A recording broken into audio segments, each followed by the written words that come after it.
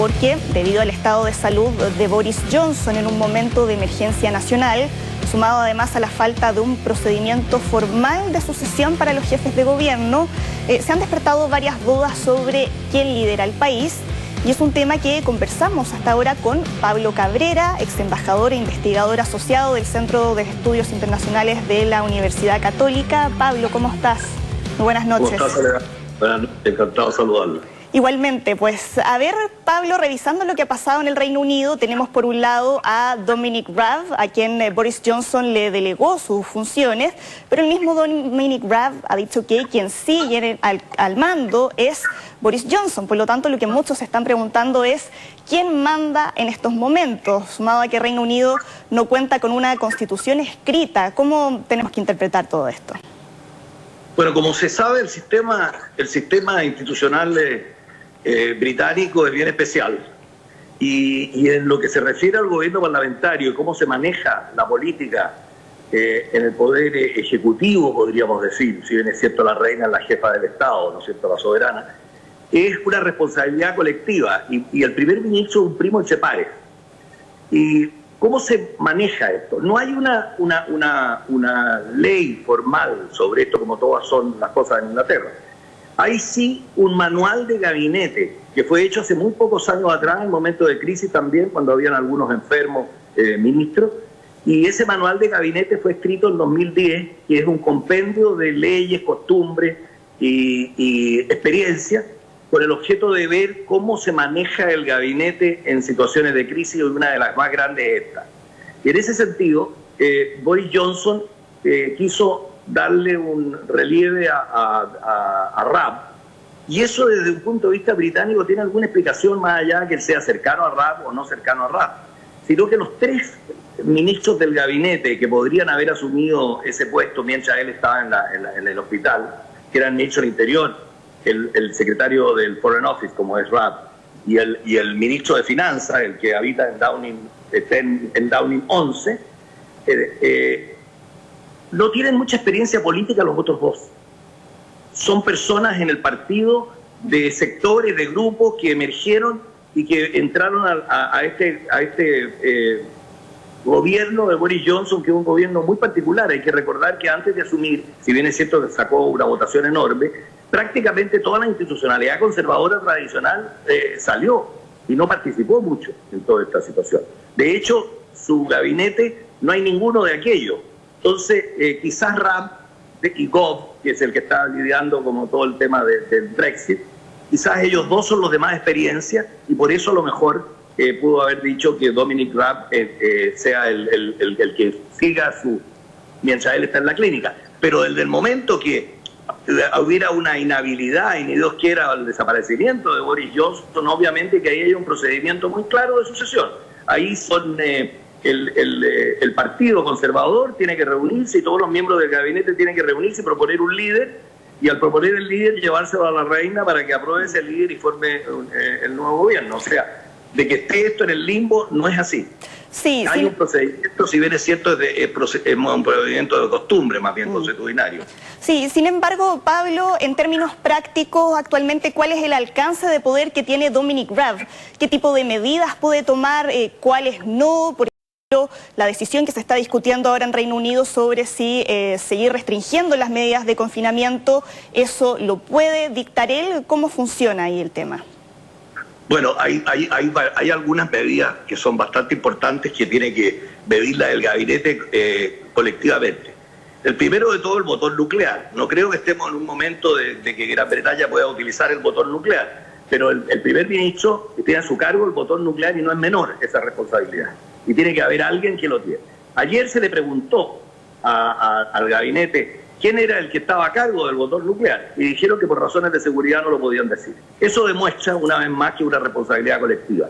Seguramente si hay una cumbre de jefes de Estado, de jefes de gobierno, seguramente la responsabilidad, el gabinete va a designar a quién iría a esa cumbre.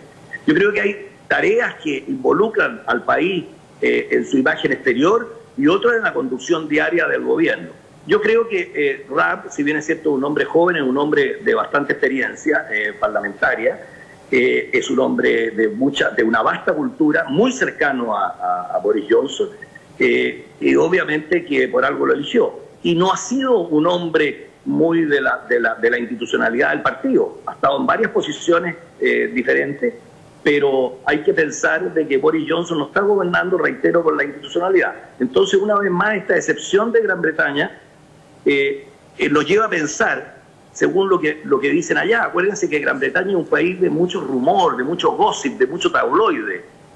Es un país donde las personas respetan mucho su privacidad, pero saben siempre lo que está haciendo el del lado.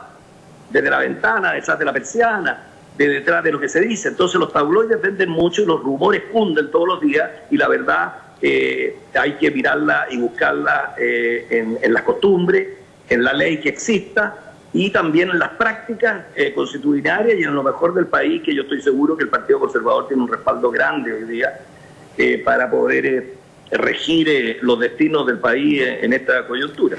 Pablo, sin embargo, ¿cuán debilitado puede quedar Boris Johnson ya una vez recuperado con todo esto? Si pensamos en que él al principio se había vanagloriado de haberle dado la mano a muchos contagiados en los hospitales, no le tomó el peso en un comienzo lo que significaba el coronavirus, se demoró en dictar medidas restrictivas y termina ahora contagiado. ¿Cómo eso le puede afectar a su popularidad?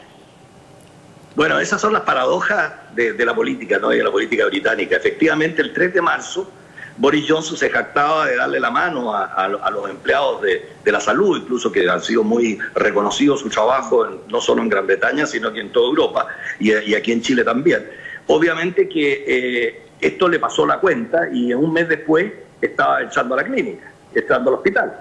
Entonces, yo eso sí, que dividiría un poco lo que es la coyuntura, lo que es la situación del coronavirus y lo que se está viviendo en Gran Bretaña respecto de él, a la impronta que podría tener Boris Johnson saliendo del hospital. Yo creo que Boris Johnson goza de una popularidad bastante grande en términos políticos en Gran Bretaña, ha podido conducir un momento de crisis muy importante, y creo también de que el Partido Laborista, que acaba de tener un cambio de conducción, está abogando por la unidad nacional y ha elegido justamente a un jefe laborista que tampoco es del establishment tradicional del laborismo, sino que es un hombre más también de las leyes, igual que Dominic Raab, y es un hombre que fue fiscal nacional en Gran Bretaña. Dominic Raab fue un abogado importante en el Foreign Office y en unos estudios privados antes de ser parlamentario.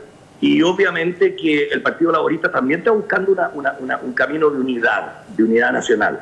Entonces creemos que hoy día esa política chica de sacar dividendos en cuanto a si Boris Johnson se equivocó o no, la idea central es sacar el país de esta coyuntura y poder seguir conduciéndolo en tareas que son bastante desafiantes. Y en esas tareas, sí, y en esas tareas desafiantes precisamente, ¿cuánto más puede seguir prolongando la gran teleserie que ha sido el Brexit y la promesa estrella de campaña de Boris Johnson?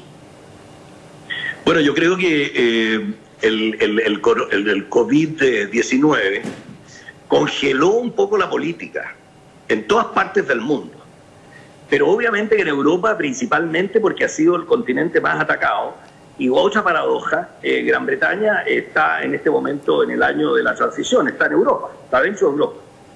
Entonces siguen las negociaciones en la medida de lo posible, pero hoy día la prioridad de los europeos es salir de España y buscar que la curva se aplane. Y yo creo que Gran Bretaña, con todas sus particularidades, con todas sus reservas y aprensiones en cuanto a poder adoptar medidas restrictivas de movimiento, una vez más ellos muy apegados a su libertad, a su privacidad, etcétera, están entrando en la vereda de que están entrando todos los otros países y las recomendaciones mundiales de lo que hay que retirarse y quedarse en casa. Pablo, no puedo dejar de preguntar también por el discurso de la reina Isabel II. ¿Cuál es su interpretación y de qué manera ella también puede ayudar a tranquilizar a la población en estos momentos de incertidumbre?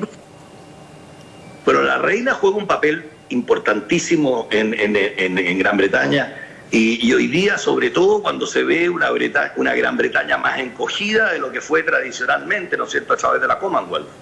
Entonces, la reina ha hablado muy pocas veces y ayer dio un ejemplo de serenidad, de coherencia, de historia y de entender lo que está sucediendo en el mundo y también entender lo que el sentimiento de cada familia. Yo creo que ayer la reina, una vez más en términos de comunicación, los británicos fueron impecables, y basta solamente mirar la puesta en escena de la reina, incluso con su vestimenta y con su discurso, como para poder sumarse al coro de aceptación de no solo los británicos, sino de todos los europeos, que fue una pieza muy importante y muy certera para enfrentar estos momentos de ansiedad que la gente y las familias están enfrentando por la pandemia del COVID-19.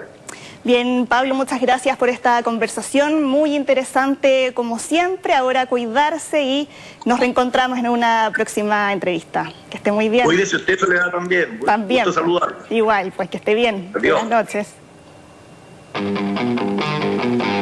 Y vamos ahora a...